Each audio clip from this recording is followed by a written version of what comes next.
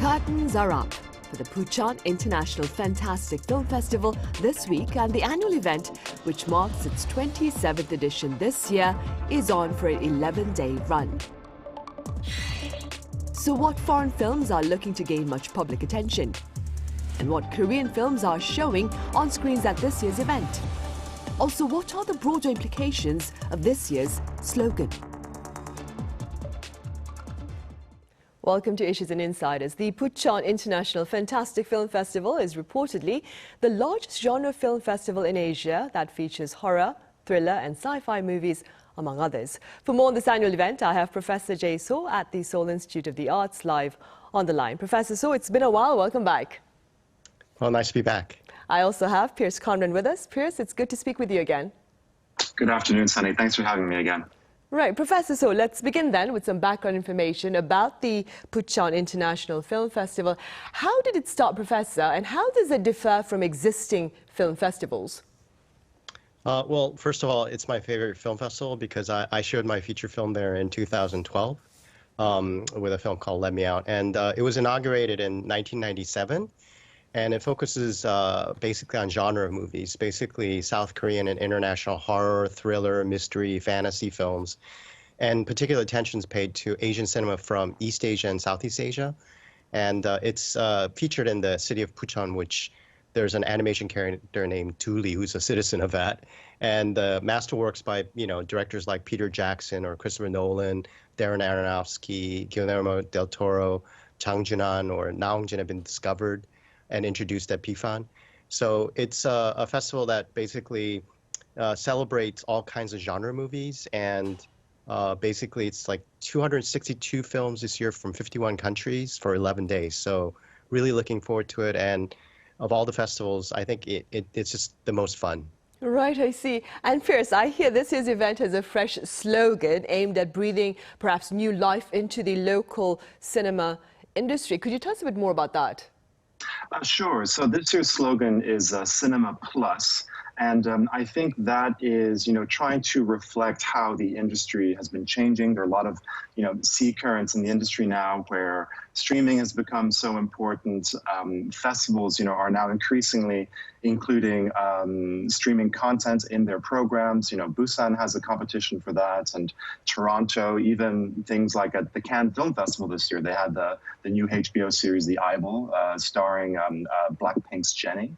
But for BIFAN, Cinema Plus isn't just about having TV content. It's also about embracing the other aspects of Korean culture that really kind of that are brought into screen content. So things like webtoons and K-pop. There's a whole section on K-pop films this year, which includes films that are like concert documentaries, but also just films that kind of take place against K-pop background. There's also a thing called the Gwaedam Campus, because Gwaedam are like Korean folk stories, ghost stories, and so there's a way of it's a campus trying to figure out how to bring new voices who write these ghost stories and kind of integrate them into screen content. There's also another slogan, which is Stay Strange, which is kind of the general slogan of BIFAN. And that's the slogan I love, because it's about these kind of films that are a bit out there. It's about embracing outsiders and embracing everyone's colors. So I'm glad they're still sticking with that as their main slogan.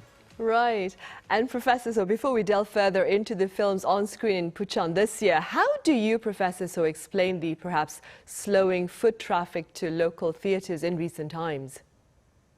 Well, basically, we had COVID. That was a major disruptor for, I think, all entertainment because people were afraid to, get, disease from going to see a movie. So we finished the pandemic, fortunately, and people started coming back. But I think there was a combination of both the theater tickets going up in price. They doubled in price before COVID. And so it kind of prevented a lot of people from wanting to just go. The popular movies like The Roundup or Top Gun or Avatar have done really well, but other Korean films have done really badly this year and last year. And I think the reason for that is also the streaming services like Netflix and Disney Plus and Moive. People are used to seeing movies now on these OTT platforms.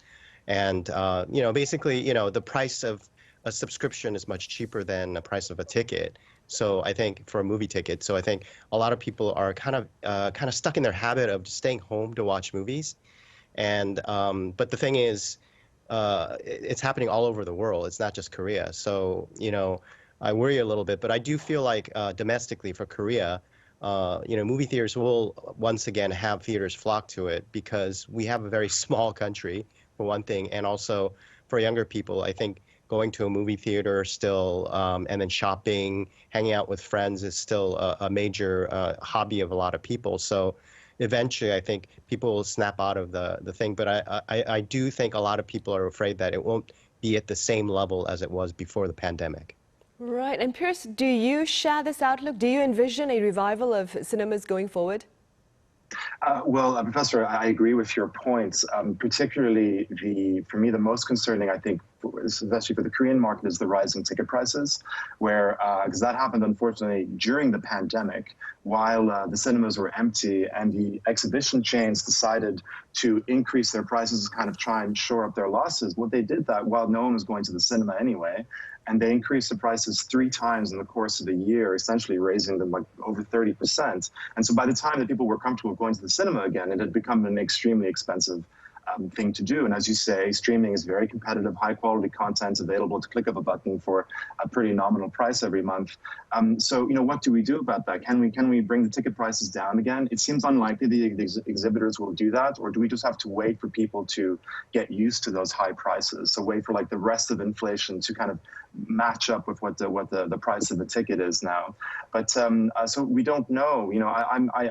I remain somewhat bullish that I do think people will come back to the cinema. As Professor, you say, it might not be quite to the same level that we were used to before, and it might be gathered around fewer films. So yeah, things like Roundup, sequels are doing very, very well. Original films are struggling quite a bit. So this summer will be a very big test. At the end of July, Recent One comes back with Smugglers, and there will be 4 big films coming out in the course of 3 weeks around the summer holidays. Right. Last summer that didn't do very well. This summer, hopefully, we'll see an improvement. Right, hopefully. I keep my fingers crossed. Professor Soh, back in Bucheon, Netflix Korean drama DP starring Chung Hae-in has secured an award at this year's event. Could you tell us a bit about the award and also about the drama itself? Well, the drama is called DP, and apparently it means deserter in pursuit. And basically, if anybody's been to the army, you do have these soldiers that go AWOL, and so you have to go catch them. And that's what this series is about. It's really exciting because it showcases 2 actors, Chung Hae-in and Kyu-gwan, who are just fantastic performers in the piece. And I think what's interesting about it winning the Series Film Award at Bucheon this year is that it's funny because it's a Netflix show series that you see on a streaming platform. It's not in the theaters, playing in a film festival. But it seems that's the trend these days. Not only Bucheon, but Busan and Jeonju are also showcasing works on different OTT platforms.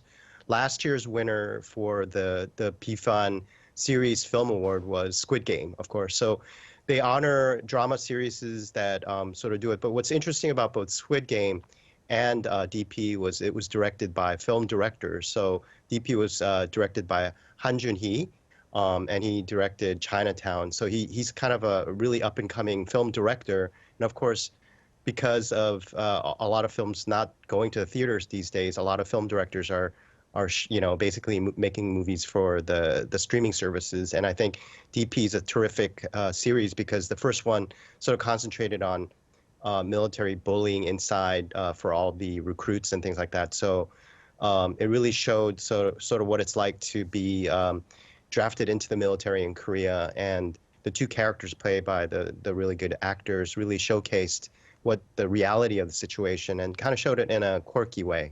So I think season 2, which starts pretty soon, is going to be like another kind of series of things about the Korean military and life in Korea. Right, I see. Good to know. Pierce, tell us a bit more about the films at the Bucheon Film Festival that are going to start the event and, of course, end it as well. So yesterday was the opening, indeed, and the film that opened the festival is Beau is Afraid, which is the 3rd film by Ari Aster, who's very well known for his so-called elevated horror films like Hereditary and Midsommar. Beau is Afraid, which actually comes out in theaters next week, July 5th, here in Korea. It stars Joaquin Phoenix as a rather neurotic man who has to go and travel to go and see his mother, and things don't go very well. And I wouldn't want to say much more because it'll really spoil the surprise. It's a very, very special film. I was lucky to go and see it yesterday. We had a special masterclass event with director Esther, so it's a very unique, special film that I think it's been very polarizing. Some people really don't like it, some people love it, but it's a great film to watch and kind of hash out and discuss with friends. Closing the film next week will be Sana, which is the new film from Japanese director Takashi Shimizu. Director Shimizu is known for J-horror films, Japanese horror films like the Grudge series, the Ju-on films. And this new film is about a staff member at a radio station who stumbles upon a forgotten cassette tape. And of course, people start listening to that, and it's a bit like The Ring, where rather than a videotape, it's a cassette tape. So obviously a horror film there. So curious to see how that does. That is the world premiere here in Bucheon. Right, I see. And Professor Soh, what more can you tell us about the Korean films that are competing for the main prize this year? Yes, the 10 films which are selected for the Korean features, which is Korean Fantastic section, is they're kind of interesting films. I want to introduce 3 films. One is by director Ha Myung-mi, and it's called Her Hobby. It's a story about 2 women that journey into sort of a weird like countryside where they have to confront forces that are trying to harm them. And it's based on the novel by author Soh Mi-ae. And the actresses that come out in the movie, Kim Hae-na and Jung In-seo, are really terrific in the film, so I really highly recommend watching this. And another film that I want to recommend is a movie called Abroad, directed by Giovanni Fumi. So this is a kind of not a non-Korean director who directed a main character who's played by a Korean person. It's a boyfriend who can barely speak English, who embarks on an overseas trip with his girlfriend, and basically all these things happen to him. So this was kind of an interesting film because it was basically what like a Korean person would be doing in a foreign country. And then another film I'd like to recommend is a movie called Unknown Narrative, Skyrocket Junipers Under the Crescent. It's a very long title. It's directed by Yang Gun-young, and it's basically another kind of feminist take on a lot of things that are happening to people, artists, and stuntmen that are experiencing life. And it's kind of a crazy non-narrative film with a lot of really interesting visuals. And what's interesting about it is the director, Yang Gun-young, is actually a cinematographer who studied at Korean Film Academy. And so now she's becoming a director. So all these films that we watch, 10 of them, are sort of like kind of a new take because last 4 years has been really hard with the pandemic. So all of these films sort of confront what's happening with life after COVID and how hard it is for people to make films in the Korean film industry right now as well. Right, indeed. And Pierce, what can you share with us about the foreign films that are in competition this year? So there are 10 films in the signature Bucheon Choice competition. I haven't had a chance to see any of them yet, but I've heard good things about several of them. And the ones I'm most eager to check out are Restore Point, which is the debut film of Czech filmmaker Robert Laws.